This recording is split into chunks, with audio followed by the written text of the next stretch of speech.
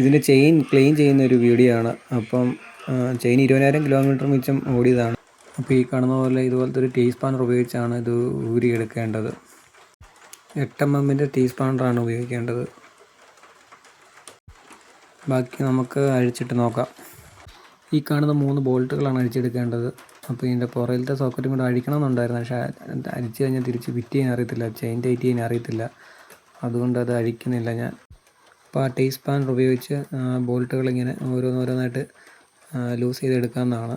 അത്യാവശ്യം ലൂസായിട്ട് തന്നെയാണ് ഇരിക്കുന്നത്. അതുകൊണ്ട് നമുക്ക് എളുപ്പത്തിൽ അഴിച്ചെടുക്കാൻ സാധിക്കുന്നതാണ്.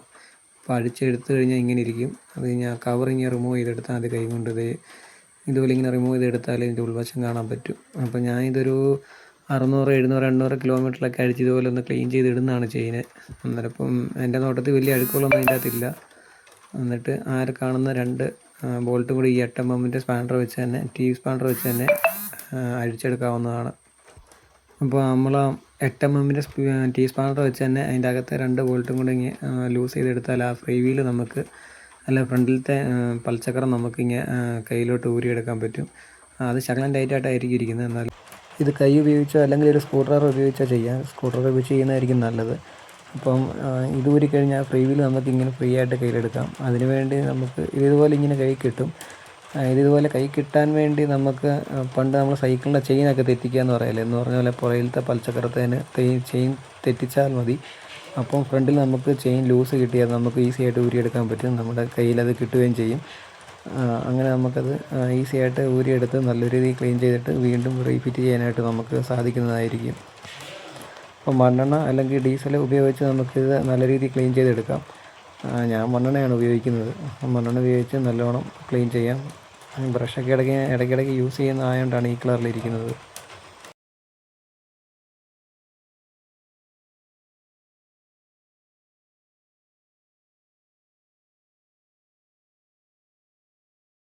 ക്ലീൻ ചെയ്ത് നമുക്ക് ഈ റിസൾട്ടാണ് കിട്ടിയത്. ഇനിയിപ്പോൾ ഈ പൽച്ചക്രം നമുക്ക് ഫ്രണ്ടിലത്തെ ഷാഫ്റ്റിലോട്ട് ഡയറക്റ്റായിട്ട് കയറ്റി ക്ലിപ്പ് ചെയ്ത് മതിയായിരിക്കും. പുറകിലത്തെ അഴിക്കണമെന്നുണ്ട്, ഞാൻ പറഞ്ഞില്ല. അഴിച്ചു കഴിഞ്ഞാൽ പിന്നെ ഫിറ്റ് ചെയ്യാൻ എനിക്ക് അറിയത്തില്ല, അതുകൊണ്ട് ഞാൻ അത് അഴിക്കുന്നില്ല. പുറമേ ഒന്ന് ക്ലീൻ ചെയ്യുന്നേ ഉള്ളൂ, ആ ഭാഗം മാത്രം. ശേഷം നമുക്ക് ഇതുപോലെ തന്നെ ടൈറ്റ് ചെയ്യുക. പക്ഷേ ഒരു അബദ്ധം പറ്റി, ചെയിൻ ഇട്ട് കഴിഞ്ഞാലും ടൈറ്റ് ചെയ്യേണ്ടത്. മെക്കാനിക്കൊന്നും അല്ലാത്തതുകൊണ്ട് അത്ര വലിയൊരിത് പോയില്ല. വീണ്ടും അഴിച്ച് ഞാനത് നേരെ റീസെറ്റ് ചെയ്തായിരുന്നു. അപ്പോൾ അതിൻ്റെ അകത്തൊന്നും ഉൾപ്പെടുത്തിയിട്ടുമില്ല.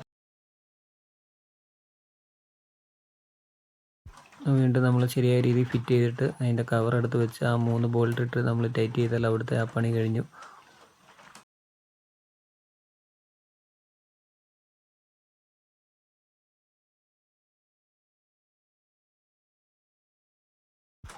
ഞാൻ ചെയിൻ ലൂബറായിട്ട് ഉപയോഗിക്കുന്ന മോട്ടിയോളിൻ്റെ ഈ സ്പ്രേ ആണ്. അത്യാവശ്യം കുഴപ്പമില്ല, നല്ല സ്പ്രേ ആണ്. ഞാൻ ഇതിലൊരു എക്സ്പേർട്ടൊന്നും അല്ല. എന്തെങ്കിലും തെറ്റുണ്ടെങ്കിൽ എല്ലാവരും ക്ഷമിക്കുക.